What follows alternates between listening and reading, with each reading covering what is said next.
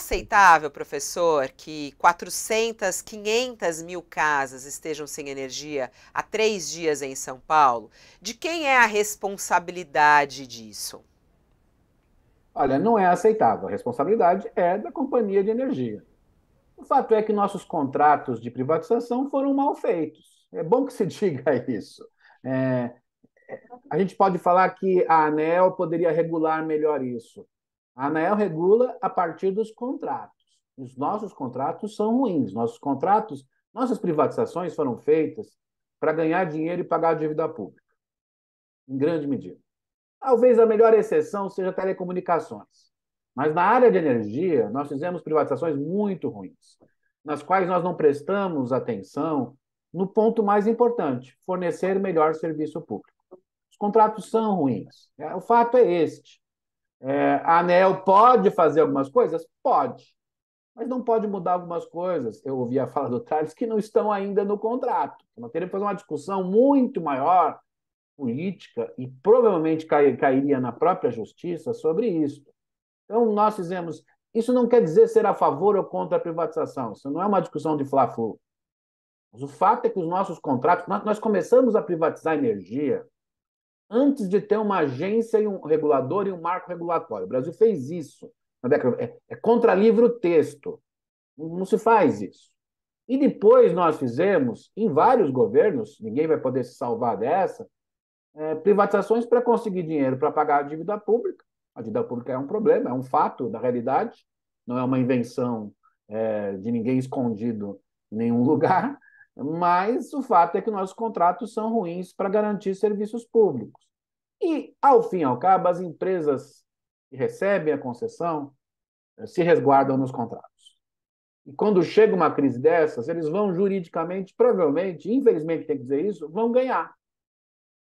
Então, esse é um fato que nós vamos ter que pensar, porque como melhorar? Porque, veja, tem duas coisas aqui importantes, Fabiola. Uma é que os contratos são ruins há muito tempo, do ponto de vista do serviço público. Mas tem uma segunda coisa que envolve aí o setor elétrico e outros setores que vão ser muito afetados por eventos climáticos extremos. O mundo mudou, grande parte culpa de nós, da humanidade. Não podemos jogar a culpa em mais ninguém. No caso brasileiro, a política ambiental nos últimos anos foi desastrosa, nós vamos pagar por isso. O eleitor vota pensando que o efeito é só naquele ano, mas o efeito às vezes demora muito mais anos. Nós vamos pagar por isso. E essas empresas não estão minimamente preparadas para eventos climáticos extremos. E olha que esse evento climático, se você olha a distribuição na cidade de São Paulo, não foi o pior que vai vir por aí. Virá pior, provavelmente. Né? Nós vamos ter um verão, no caso da região sudeste, região sul, extremamente chuvoso, por conta de um efeito que não é climático novo, é antigo, do El Niño, e que vai ser alimentado já pela E própria mudança o climática que professor, afeta a interessante própria esse mudança. ponto que você fala das empresas não estão preparadas. E as prefeituras? E os governos do estado? Porque é curioso, porque eles usam isso como desculpa. Há pouco o prefeito falava, mas é o El Ninho que está incontrolável. Então aí, assim, aí a gente vai ouvindo esse tipo de resposta para algo que está acontecendo. As cidades não estão preparadas e não estão se preparando, o que é mais grave, né? É, E aí eu emendo nisso a atitude agora do governo federal. Aí o ministro Flávio Dino pede para que o secretário nacional do consumidor investigue. O que pode vir daí? acho que tem dois pontos aí. Primeiro, que as prefeituras têm que começar a se preparar ontem. É isso, Fabio. As coisas vão piorar. Nós estamos vendo esse episódio, mas ocorreu episódio no Rio Grande do Sul recentemente, está ocorrendo em Santa Catarina. Né? O pessoal que era terraplanista, que não acreditava na questão da mudança climática, está sendo afetado gigantescamente lá em Santa Catarina. Vai ocorrer em São Paulo e vai ocorrer no nosso verão em vários lugares da região sudeste. Temos que dizer os fatos. Então tem que começar a se preparar ontem. Tem que começar a se preparar. Não adianta falar, olha, não há mais o que fazer. Tem que fazer, gastar boa parte do dinheiro dos governos estaduais e municipais para a questão climática. Nós vamos ter que fazer isso nos próximos anos. Quanto à ação do Ministério da Justiça, já é uma tentativa de, digamos, tentar salvar os consumidores diante das suas perdas, mas eu não tenho certeza se será possível. Mas é preciso tentar alguma coisa. Acho que nesse sentido, pelo menos, há uma tentativa de melhorar. Repito, os contratos são ruins. Este é Agora, o professor, tem ponto. nós estamos falando aqui dos eventos climáticos extremos, né, que se tornaram um dado da realidade no mundo, né? Mas dá a impressão de que empresários, executivos de grandes empresas e autoridades do governo, nos três níveis, né, governo municipal, estadual e federal, eles sempre adotam o mesmo comportamento diante da reiteração desses fenômenos antinaturais que vão se repetir ao longo dos próximos anos, né? Eles adotam o procedimento de lamentar depois do fato, né? É sempre uma lamentação depois do fato, não há a prevenção, né? O que eu lhe pergunto é se não lhe parece que nós estamos nos habituando a grandes problemas que nós não conseguimos resolver e vamos tratando na base da emergência, e esses problemas já não são mais emergenciais. Problemas na segurança pública, problemas de violência nas escolas, problemas desses esses fenômenos dos eventos climáticos extremos, né? Não acha que no Brasil o setor público, aí incluídas as agências fiscalizadoras, eles se comportam de forma inadequada diante da reiteração desses fenômenos e eles vão se apresentando em diferentes setores, né? Mencionei aqui segurança pública, violência em escola, mencionei esses problemas climáticos que nós estamos tratando, mas em várias áreas do governo. Se nós formos analisar, na área da educação, na área da saúde, há problemas estruturais que não são atacados convenientemente. Mudam governos, mudam governantes, mas nós tratamos sempre de forma emergencial, como se a gente quisesse corrigir hemorragias com band-aid, os problemas que demandariam um tratamento mais adequado. Não lhe parece que nós estamos nos habituando com problemas que são antigos? Geralmente, Josias, quando você tem um problema grave como esse, tem que piorar muito para depois melhorar. Geralmente é assim, porque os atores demoram um tempo para reagir e vão reagir quando a sua credibilidade, no caso do governo, sua popularidade, no caso das empresas, sua credibilidade, quando tudo isso chega a um nível insuportável. Eu acho que esse episódio em São Paulo vai gerar um impacto grande sobre as empresas de energia, vai gerar um impacto grande sobre a discussão sobre privatização. Não é só sobre ter ou não ter privatização, mas não dá para ter esse tipo de contrato que é desrespeitoso em relação à sociedade. Ele é desrespeitoso, Josias. Nós temos que começar a discutir. E acho que, no fundo, nós temos que começar a pensar mais em governos preventivos. O problema é que governo preventivo demora para aparecer. Isso que as pessoas não percebem. O que aparece mais rápido é o band-aid, não é o governo preventivo. Para o eleitor, assim, eu me lembro que o governador Mário Covas, certa feita, disse que o problema de investir em saneamento básico é que a obra fica embaixo da terra. Então, as pessoas têm dificuldade de reconhecer aquilo como algo fundamental. Então, assim, eu acho que nós vamos ter que construir uma cultura maior de governo preventivo, e geralmente isso surge, é realista, embora triste dizer, quando piora muito. Quando piora muito, e aí você tem que fazer alguma coisa. Eu acho que nesse caso da energia nós vamos ter essa reunião hoje à tarde, que você inclusive anunciou, vai ter que começar a ter ação. Acho que nesse sentido, a ação do Ministério da Justiça, embora eu não acho que ele vai ter muito efeito logo de cara, vai ser uma pressão muito grande sobre essas empresas. E vai começar a se discutir no Brasil a melhoria dos contratos das concessionárias. Não vai se discutir reestatização, não tem capital para isso. Esse é um ponto essencial a ser dito. Se tivesse poupança pública para isso, não tinha marco fiscal. Quer dizer, vamos combinar. Mas os contratos são muito ruins mesmo. Acho que vai ter um debate grande sobre isso no Brasil. Pelo menos no curto prazo, acho que isso é um benefício para a sociedade brasileira que perdeu parte, digamos, da qualidade dos serviços públicos nos últimos anos. Eles pioraram, Josias, é bom dizer isso, eles pioraram, serviços públicos privatizados pioraram, porque os contratos são ruins. Eu acho que as agências reguladoras, neste caso, não são as maiores culpadas, porque elas regulam o contrato.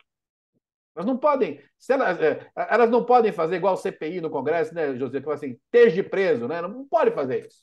Depois, se tiver uma perda judicial...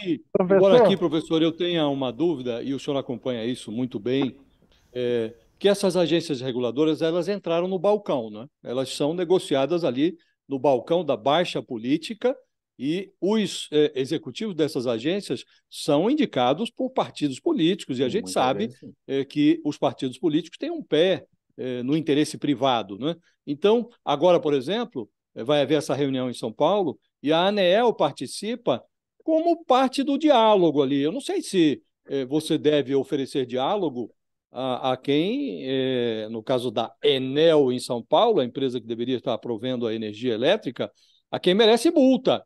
Então, a ANEL não tinha que estar participando de uma reunião como essa, a meu juízo. Devia estar vendo que multas devem impor a esta empresa, como respeitar o consumidor, neste caso, como orientar o consumidor a obter indenização judicial, porque nós estamos falando de comércio que não funciona, estamos falando de gente que tinha que estudar para a prova do Enem, não tinha luz para estudar, quer dizer, houve um prejuízo muito grande desde sexta-feira, né? Também não lhe parece que as agências reguladoras, eu entendo o seu ponto de vista, mas elas não se tornaram no Brasil parte do problema? Eu acho que elas podem ser melhoradas, mas em boa medida, José, as agências reguladoras hoje funcionam fundamentalmente com seus quadros técnicos. Nós tivemos o exemplo da Anvisa. Ninguém esperava o que a Anvisa fez. Ela fez porque seus quadros técnicos pressionaram os diretores. No caso da ANEEL, eu concordo contigo que é sempre problemática essa reunião entre grupos que não são pares, na verdade, né? Mas, repito, há grandes chances da nossa empresa de energia aqui em São Paulo se safar na justiça porque os contratos são ruins. É triste dizer isso, mas é verdade. Professor, Thales, deixa eu só dar uma informação antes de questão. passar para você, rapidinho, uma informação importante que acaba de chegar, daqui a pouquinho a gente vai trazer mais detalhes, mas a fronteira com o Egito foi reaberta há pouco. As informações que chegam lá da faixa de Gaza é que foi reaberta a fronteira com Gaza pela saída do Egito. Quem traz essas informações para a gente é o embaixador do Brasil na Palestina, Alessandro Candeias. Não há ainda a informação de que brasileiros estejam numa lista que será divulgada agora, daqui a pouco, de pessoas que poderão sair, mas ele tem a expectativa de que brasileiros possam estar na lista. Então, a qualquer momento, a gente traz informações sobre a reabertura da passagem por Rafah para a saída de pessoas que são vítimas dessa guerra lá na faixa de Gaza. Só essa informação importante. Daqui a pouquinho a gente volta nesse assunto aqui no nosso All News. Volto com você, Thales, na pergunta sobre a energia. Primeiro, excelente notícia, né? Que bom. Professor, eu queria saber do senhor se o senhor tem, qual a expectativa do senhor de como a eleição influencie nesse rearranjo da situação da elétrica no Estado, né? Quer dizer, o prefeito, ao que tudo me indica, me parece, ele se saiu muito mal. Ele está tentando jogar a culpa para o lado. Eu imaginava que agora chegasse a hora, olha, está tendo uma eleição aí, eu vou mostrar serviço. Então, fizesse um projeto, aparecesse com um projeto, mesmo que mirabolante, aparecesse com um projeto efetivo. Olha, vamos fazer isso e aquilo, etc. e tal. O senhor acha que vai ter alguma influência da eleição na solução desse problema ou no caminhar dessa solução? E o prefeito tem alguma culpa? Eu acho que também pode começar por aí também, né, professor? O prefeito tem alguma culpa nisso? Para a gente ser honesto, a responsabilidade do prefeito tem a ver com a gestão urbana. Ele não tem responsabilidade sobre a gestão da regulação da empresa de energia. Acho que é um exagero, não seria correto. Mas, de fato, Fabíola, não tem caído árvores em São Paulo apenas na semana passada, né? Esse é um processo que tem ocorrido, tem uma reclamação muito grande da cidade de São Paulo sobre essa gestão da cidade, muitas obras que têm demorado demais. De fato, a gestão urbana, digamos, viária das árvores não tem sido bem vista pela sociedade. Tem pesquisas mostrando isso. A Prefeitura de São Paulo tem algumas áreas que são bem avaliadas pela população, mas esta é muito mal avaliada pela população. Então, acho que isso pode ter efeito. Mas eu acho que o efeito maior político não será este. Acho que o efeito político maior vai ser que, pelo que nós vimos nas redes sociais, o bolsonarismo vai querer lançar um candidato. Eu acho que é isso. não tem a ver apenas com a eleição de São Paulo, acho que o Bolsonaro percebeu, lembrando da história do Lula, que como há chance dele ser preso antes da eleição, ele precisa ter alguém que o defenda nos principais colégios eleitorais, e o prefeito Ricardo Nunes quer o apoio, mas não vai defender o Bolsonaro, por razões eleitorais. Não estou discutindo se isso é certo ou errado, isso é um fato. Se a gente olhar as redes sociais desse final de semana, os bolsonaristas bateram muito forte no prefeito Ricardo Nunes, muito forte. Isso tem efeito. A classe média ficou muito descontente, embora eu não acho que ele não é o culpado pelo apagão das 500 mil residências, mas a classe média em São Paulo está culpabilizando não o governo federal e nem o governo estadual, né? Isso é interessante, está culpabilizando o prefeito, e o que importa em política são as percepções, mais do que, às vezes, o que é efetivo. Eu acho que vai ter efeito. Vai ter um efeito na discussão da privatização da Sabesp. Eu torceria para que fosse um efeito positivo, no sentido de discutir melhor o contrato, mas acho que pode ter um efeito complicado, que é voltar ao Fla-Flu, privatização e estatização. Acho que pode ter, sim, esse efeito político. Depende do que vai acontecer nos próximos meses, se com um verão muito chuvoso vai ter mais um episódio. Se tiver mais um episódio como esse, a privatização da Sabesp vai para o ralo, honestamente. É um efeito político. Mas eu acho que a gente tinha que discutir os contratos de privatização, fazer uma discussão adulta. Mas penso que, dado o cenário polarizado no país, está difícil de fazer uma discussão adulta, muitas vezes, da política brasileira.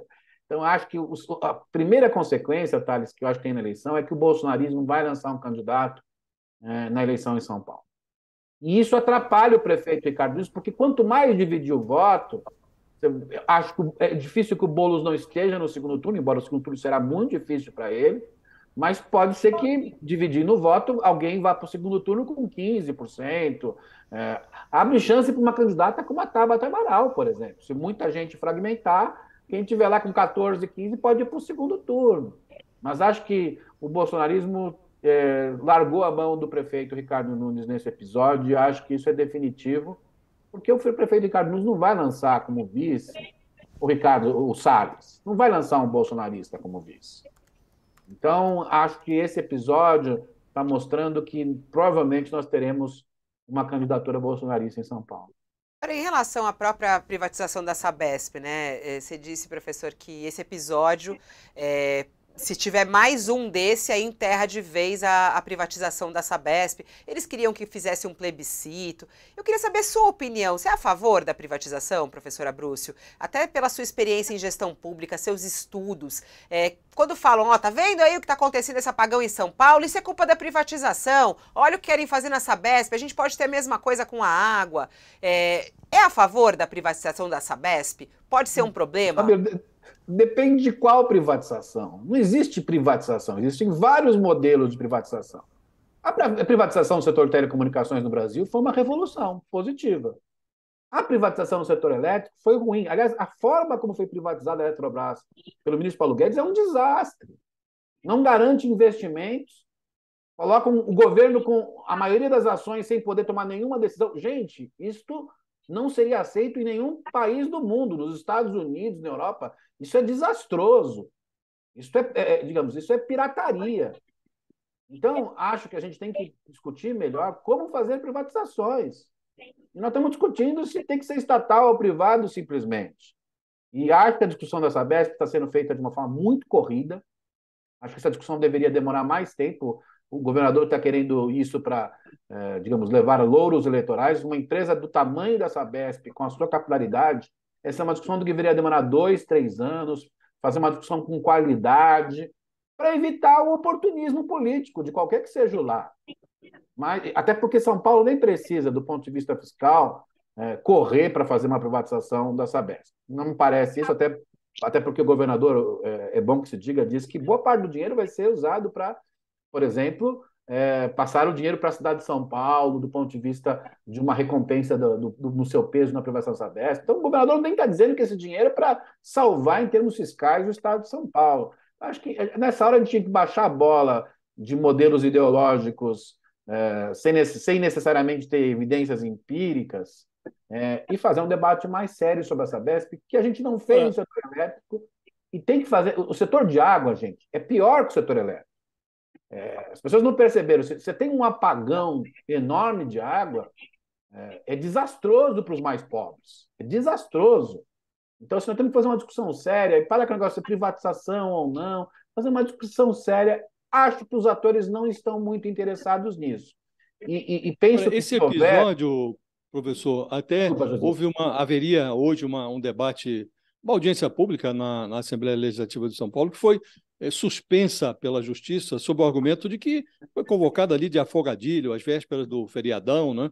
E o juiz, que é um juiz chamado Rafael Augusto Cunha, ele determinou que se organize um debate a sério, com prazo, para que as pessoas tenham ciência de que vai ocorrer a audiência pública e participem do processo, né? Acha que este episódio pode impor até ao governador Tarcísio um pouco mais de responsabilidade em relação a esse debate sobre a privatização da Sabesp, tratando isso, como o senhor diz, com tempo, para discutir de forma adequada, séria, analisando todos os aspectos dessa operação? Acha que isso vai impor esta seriedade ao processo de debate sobre a privatização da Sabesp? Espero que imponha. Eu acho que pode ter, sim, esse efeito. Mas como o governador tem uma maioria razoável na Assembleia, pode ser que ele consiga atropelar um pouco essa discussão. Mas acho que isso já teria um custo político muito alto para ele, José, muito alto.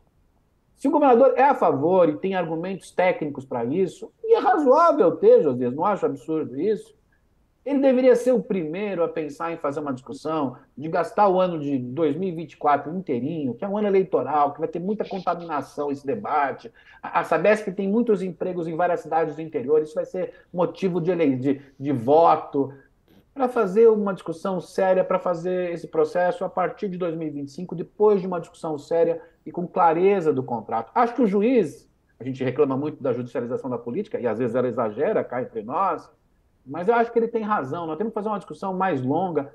Não sei se necessariamente um plebiscito. Eu sou muito cético quanto a um plebiscito. Talvez se fosse um referendo que tivesse em jogo 2 ou 3 modelos institucionais, e não um sim ou não, poderia ser. Mas eu acho que a gente precisa fazer essa discussão de forma mais alongada, porque se acontecer com a Sabesp o que ocorreu nos últimos dias com a questão elétrica, São Paulo vai perder muito com esse processo. O senhor acha que fazer isso. O senhor acha que o governador Tarcísio está sendo apressado, está querendo apressar as coisas, e há aí algum interesse político de manter essa polarização?